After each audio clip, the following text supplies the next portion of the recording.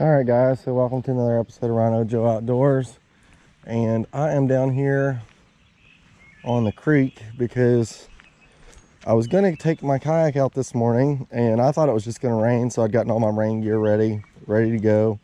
And when I woke up this morning at 5:45, I was getting lightning warnings from my radar. So I don't know if you've ever been caught out in a lightning storm on a kayak, but it will make your butt pucker. So I decided to stay home and wait it out and kind of see what it did. But it's kind of calmed down now.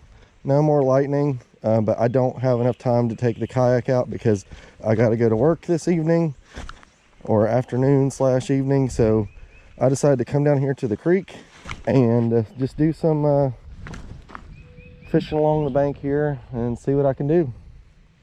Stay tuned.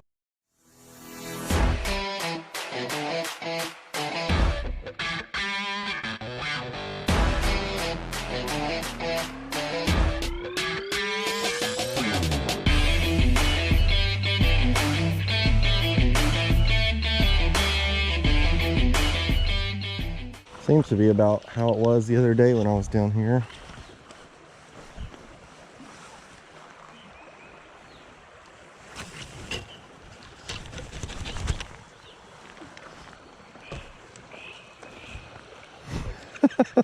You can't make that up, man. First cast and I freaking break off. Maybe that's a sign that I was kind of gonna try it out and see how I did, and then I was gonna put on the old classic Ned rig, but maybe that's a sign from God that I need to put on a Ned rig. So let's do that.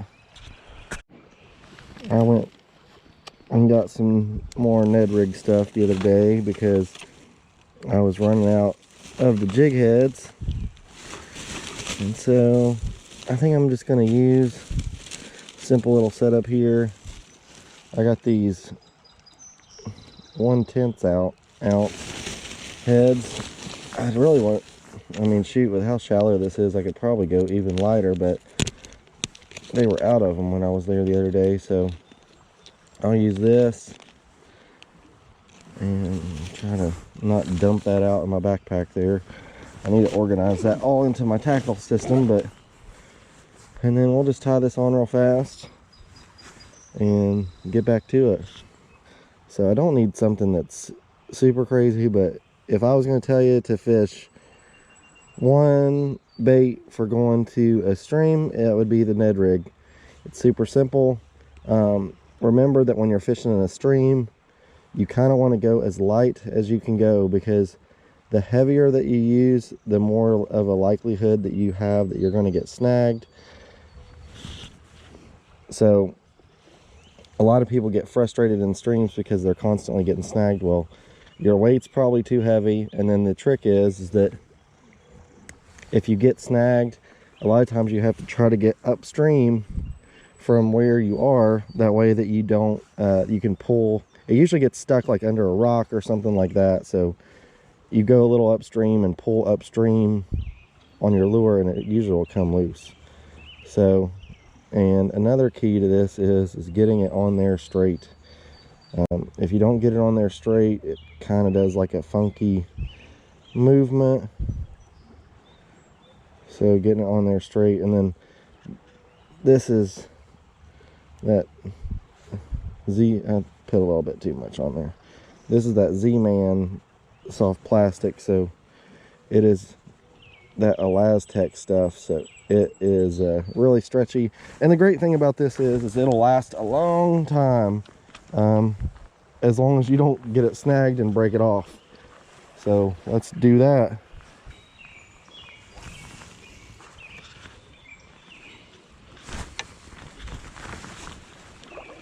Well, I got a bite there.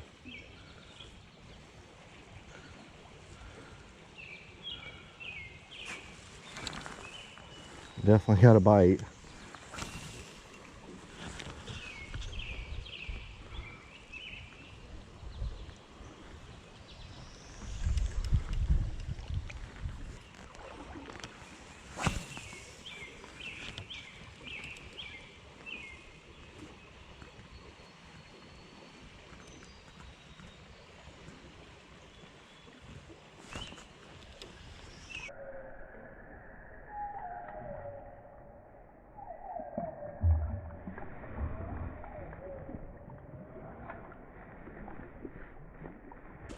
Oh man, I had one follow it.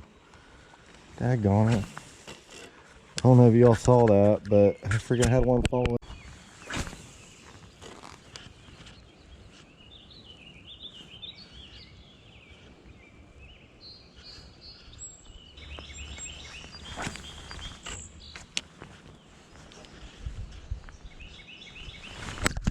There we go.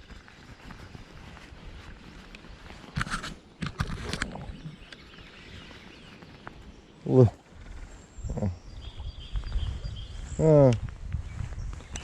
Little rock bass. Itty bitty guy. I think that's what was pecking on my lure back there a little bit ago when I was about down that other spot.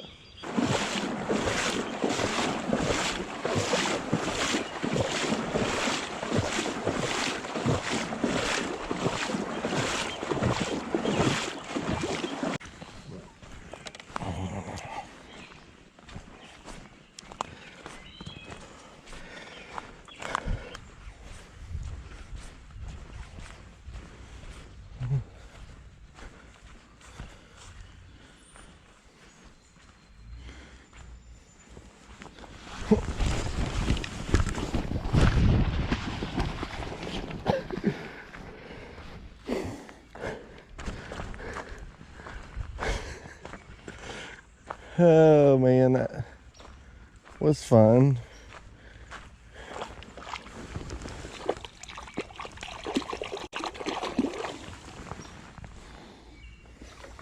Totally just fell on my butt trying to gently go down that hillside. All right, so I've got like 15 minutes left, so I'm hoping this produces for me. My butt is covered in mud, and that was a lot of fun. So past couple days, it's been extremely warm. It's been gorgeous out. This past weekend I spent with my kids, and once again it was beautiful out. But today and the next couple days we're supposed to have a cold front that's coming through. That's kind of like the beginning of it was last night with that rain and the storm. I mean, it went from being like 70 degrees. I think it's like 50 something right now. This water's still really warm, but I just don't know how this weather's gonna affect these fish that I had. Oh, there was a bite. I had that one fish that followed it, but they just really don't seem like they really want it. I almost feel like it's got to sit still. That one chased it up as I was reeling it in. I tried to drop it back down. That was like right when I got here. Tried to drop it back down to see if it would bite, and it just swam off. I don't know if it saw me. It probably saw me. But this area down here is extremely crowded, so usually like during the summertime, I've been bringing my kids here, and it has been so freaking crazy. I mean, like back in here, this is even kind of hard to get into because of how steep that trail is. There are tons of people back in here. But what I was saying is, a lot of people think you need to fish behind stuff like that, and sometimes that is true, but a lot of times these fish will sit up on the front of these things and just wait for something to go by, and they dart out and get it and go back to their little spot.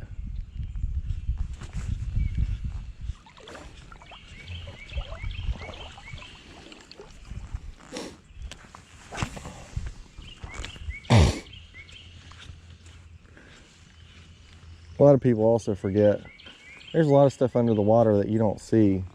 There could be a big boulder out in the middle of there that you can't even see, and there could be a fish either sitting behind it or in front of it.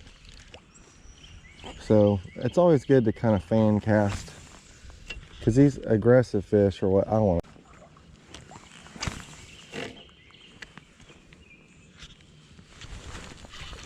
we go. That's probably a rock bass. I can tell by how it's, yep. These fish are so weird. They will like hammer your bait, and then like see you swim there, but then the second you start pulling on them, it's like they die. I don't know, it's weird.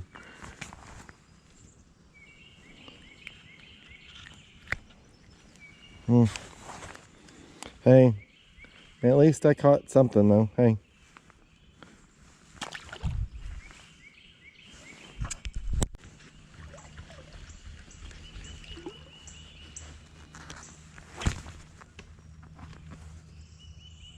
Oh, broke off.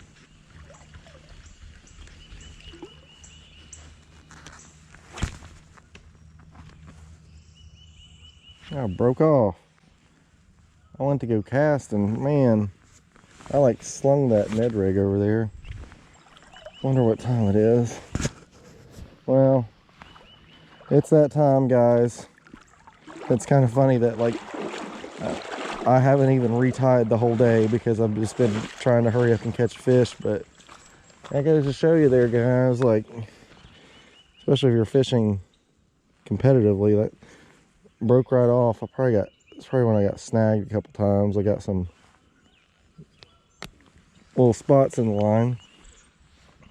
So guys, as always, I appreciate you guys watching. Appreciate you guys coming out with me to enjoy the outdoors. Today's one of those days, man. I really wanted to get out on my kayak. I've not been out on it in a while, but you gotta play it safe, man. I don't mess with lightning or bad weather. Fortunately, it cleared up. I mean, it still is raining. I've gotten a little bit of rain drizzle while I've been out here, but no lightning. So came out here to this local creek and to try to see what I could do even with the weather changing. So appreciate you guys watching. As always, please subscribe if you like my videos, and I am still attempting to get out content even though this corona stuff is going on, but I really appreciate it. Whenever you have bad weather, what stops you guys from going fishing? Give me a comment down below and let me know, and I'll hopefully see you guys very soon. Hopefully later this week the weather will cooperate. It is going to be a cold front kind of conditions, so I'm going to try to get on the kayak and do some post cold front fishing, even have some possible frost warnings this week. So it's a big difference from like 80s and the 70s that it's been for the past like 5-6 days. So we'll see you guys in the next one.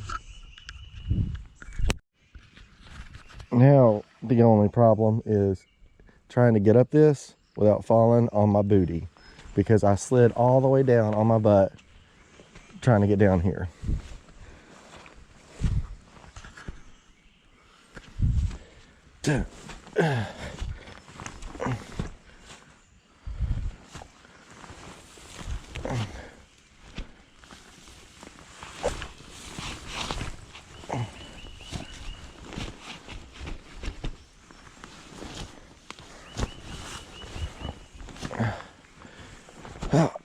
Like a freaking billy goat. Heck yeah.